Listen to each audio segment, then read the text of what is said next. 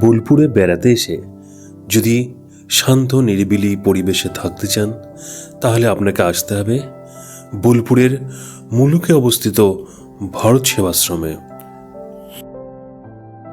সকালবেলায় আশ্রমটা একটু ঘুরে দেখছি, চারদিকটা নিস্তব্ধ, সবাই উঠে হেঁটে বেড়াচ্ছে রাস্তায়, আমরাও একটু হেঁটে দেখছি, চারপাশটা ঘুরে দেখি।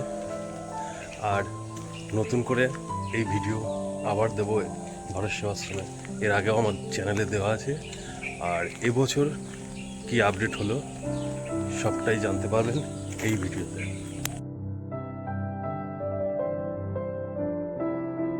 এই দিকটা মন্দির, আর আমরা রয়েছি ওই ঘরে, আর এদিকেও থাকার জায়গা রয়েছে, আর পেছনে নতুন বিল্ডিং করেছে থাকার জন্য। দেখে আসি পেছনে বিল্ডিং। আর কয়েকদিন পরেই বোলপুরের বিখ্যাত সেই পৌষ মেলা, আর তখন যদি আসেন এখানে থাকতে পারেন, তবে এখান থেকে পৌষ মেলা প্রাঙ্গণের দূরত্ব অনেকটাই।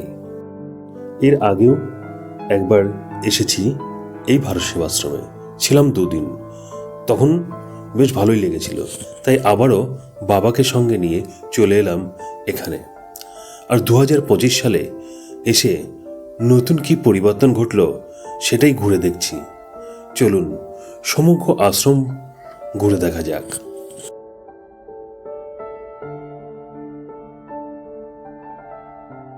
জায়গা, ওখানে এখন সকালবেলা চা বিস্কুট দিচ্ছে, চা বিস্কুটের জন্য কোনো পয়সা লাগে না, সকালবেলা ফ্রি চা বিস্কুট।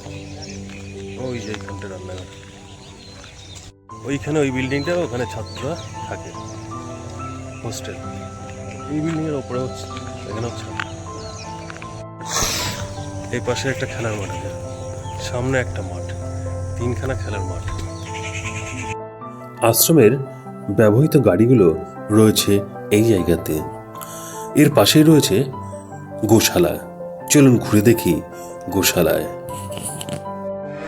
সকালবেলাতেই গরুগুলোকে ঘর থেকে বাইরে বের করে তাদের খাবার দেওয়া হয়ে গেছে। দেখুন সমস্ত গরুগুলো।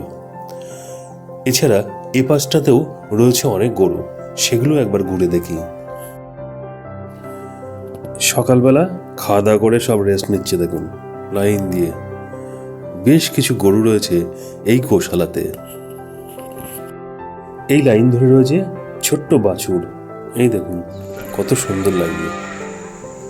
ওদের সঙ্গে একটু খেলা করলাম। এখানে গরুর দুধ দোয়ানো হচ্ছে মেশিন দ্বারা, এবং হাতেও দোয়াচ্ছে, এই যে দেখুন।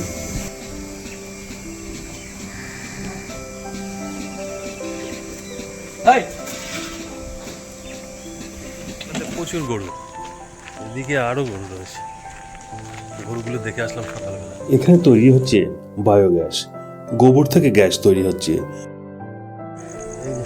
গোবর গ্যাসের প্ল্যান্ট। এবার একটু পেছন দিকটা ঘুরে দেখি, যেখানে রয়েছে চাষের জমি, জলাশয়, সেইগুলো। এই দেখুন বিচুলির কাদা, এই বিচুলিগুলি গরুকে খাওয়ানো হচ্ছে। এখানে রয়েছে সবজি ক্ষেত, বেগুন ধরে রয়েছে, এই দেখুন গাছে। সকালবেলাটা এইভাবে হাঁটতে বেশ ভালোই লাগছে, জমিগুলো ঘুরে দেখছি। আর এই যে নতুন করে এখন চাষ চলছে, আর এই যে এখানটায় নতুন একটা বিল্ডিং হয়েছে, এই বিল্ডিংটা আগে ছিল না। শাল এলাকা, চারদিকে পুকুর রয়েছে, জমি, চাষের জমি। এর আগেও দেখিয়েছি, এখন আবার নতুন নতুন সব বিল্ডিং হয়েছে। এই যে বিল্ডিং, ওইদিকে এই যে বড় বিল্ডিংটা।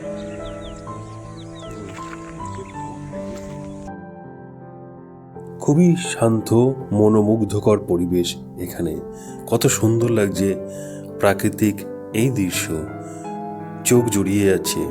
বাবারও এখানে এসে খুব ভালোই লাগলো। চারদিকে হেঁটে যাচ্ছি, এখানে গাছগুলো সব বড় হয়ে গেছে।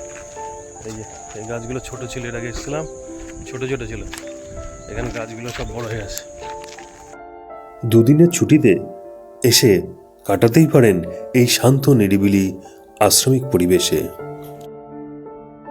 এদিকে আবার নতুন কনস্ট্রাকশন হচ্ছে, বিশাল এরিয়া নিয়ে কনস্ট্রাকশন চলছে।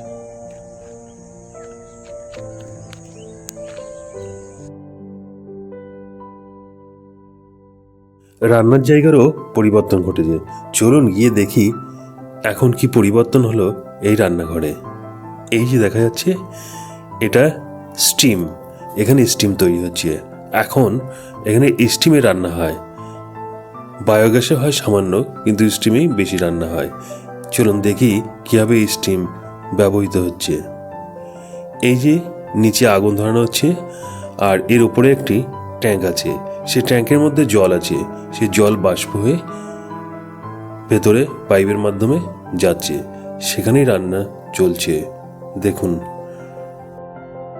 আগের থেকে অনেকটাই পরিবর্তন ঘটেছে এই রান্নাঘরে। চলুন এবার ভেতরে যাই, কীভাবে চলছে রান্না সেটাও একটু দেখি। এই যে লাইন দিয়ে রয়েছে সব উনুনগুলো, এই যে এখানে চলছে স্টিমে রান্না। এই দেখুন, এই রান্না হচ্ছে।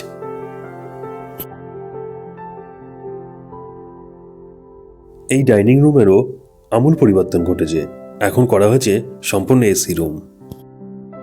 এখানে দুজনের রুম ভাড়া নিল 600 টাকা। এই যে রুমের ভেতরটা দেখাচ্ছি, এইদিকে একটা বেড, এদিকে একটা বেড রয়েছে, আর এই যে টয়লেট পরিষ্কার পরিচ্ছন্ন। ভেতরটা বেশ পরিষ্কারই আছে, এখানে গিজারও রয়েছে। এই যে আমার এই ভিডিও আপনাদের কেমন লাগলো তা অবশ্যই কমেন্ট করে জানাবেন। যদি ভালো লেগে থাকে লাইক শেয়ার করতে একদম ভুলবেন না। আর যারা আমার চ্যানেলটিকে প্রথমবার দেখছেন তারা অবশ্যই চ্যানেলটিকে সাবস্ক্রাইব করবেন।